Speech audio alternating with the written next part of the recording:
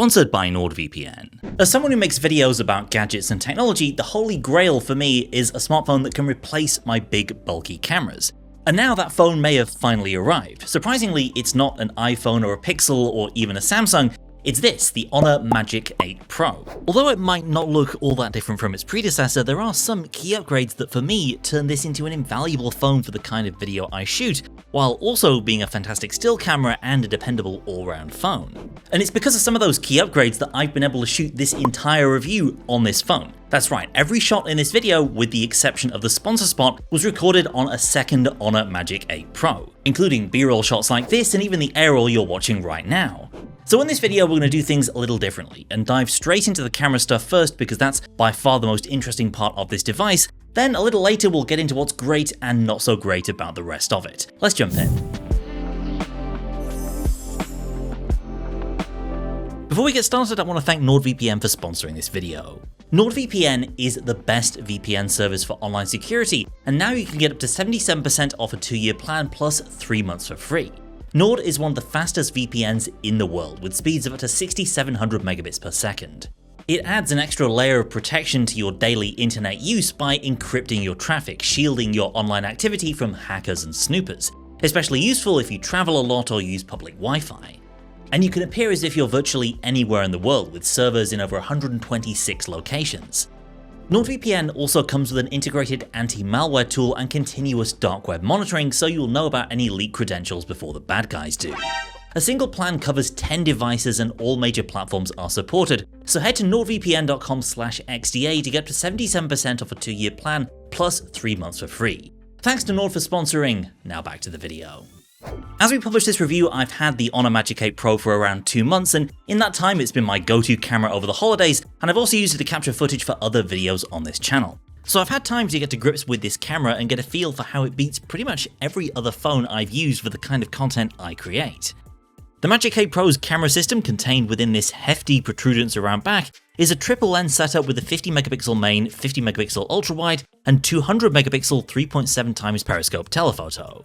So with the primary, you're getting a standard flagship size sensor like a Pixel or an iPhone behind a bright f/1.6 lens.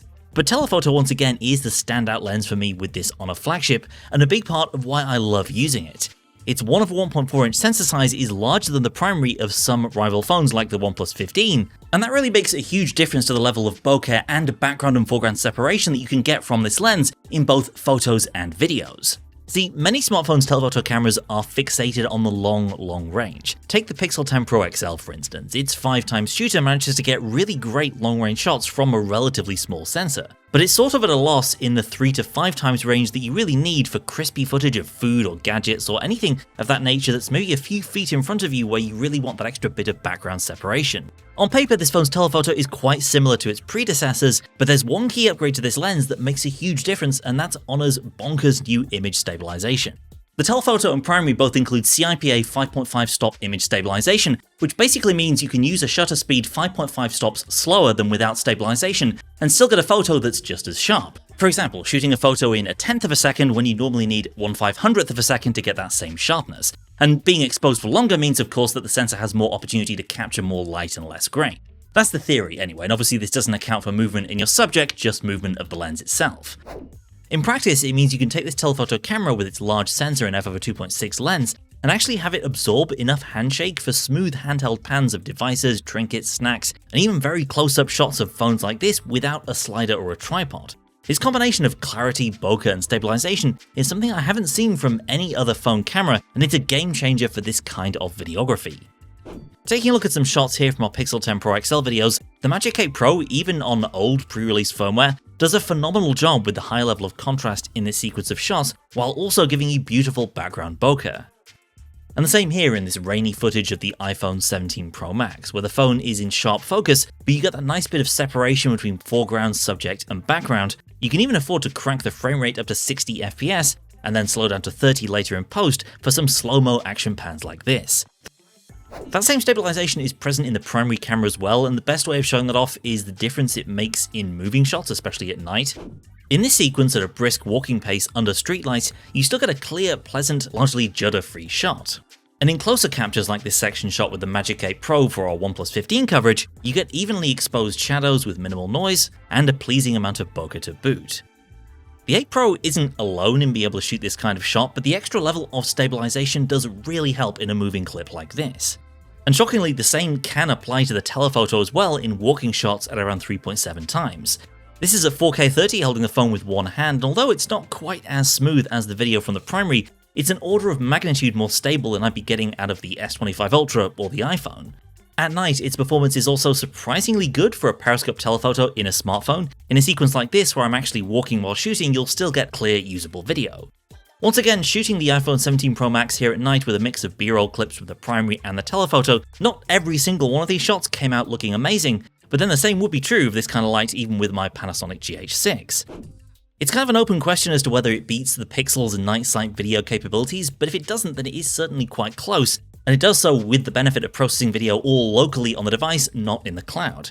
Take a look at the comparison here and let me know what you think down in the comments. I've also been pleasantly surprised by the 120 FPS mode in both the primary but especially the telephoto on this device. Such high frame rate video doesn't feature much into my workflow, and you do need daylight to capture decent video with it, but when it hits you get truly impressive footage that you can drop back down to 30 FPS for a dramatic zoomed in slowed down look. For me, the biggest thing about this camera is how I can rely on it to capture really excellent B-roll with either the primary or the telephoto, in a way that makes me question sometimes whether I really need to carry my big interchangeable lens camera when I'm out shooting content like this. Even if you're not a creator, if you enjoy the creative side of shooting video, then this pair of lenses are an excellent tool to have at your disposal, and something that can't be said for any other major brand selling smartphones in the West. So what about still performance? Well, Honor has made some key improvements since last year's Magic 7 Pro, most notably in the consistency of colors going from one lens to the next, and the exposure in certain situations like heavily backlit scenes. The takeaway though is largely the same as last year for still photography. After all, it's a very similar camera setup. The things I enjoy the most about this camera do carry over from the video experience. The added stabilization means both cameras are less vulnerable to blurring from hand motion, which is a welcome addition for these nighttime photos. And the more consistent color reproduction makes it more reliable for those blink and you'll miss it photographic opportunities. In particular this year, I found Honor really nails some of these moody sunrise and sunset shots with the primary and the telephoto, as you'll see here.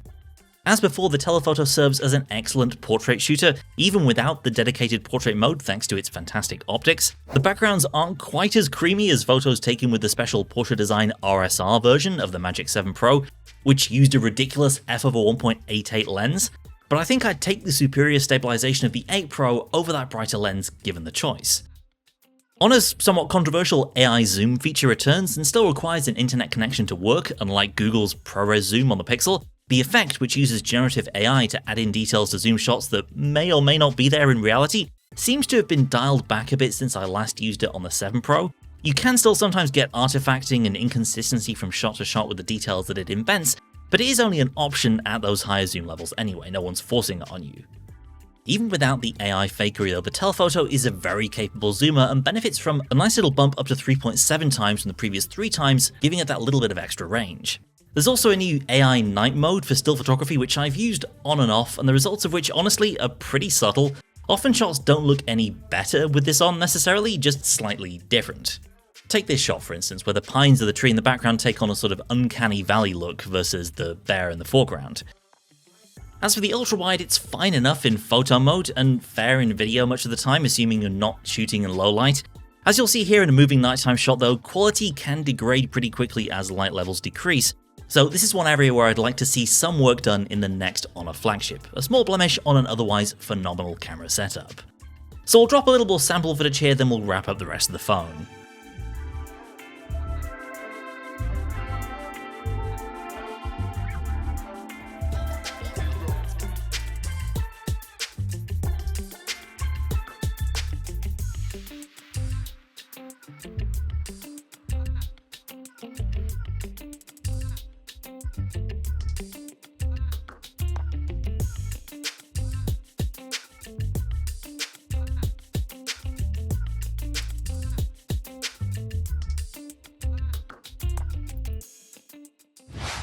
There's more to this phone than just its camera. Physically, it's slightly smaller than last year's Magic 7 Pro, making it a little easier to wrangle than many rivals. Otherwise, the hand feel is pretty similar. It's a little easier to hold onto than an S25 Ultra or any recent Pro Max iPhone.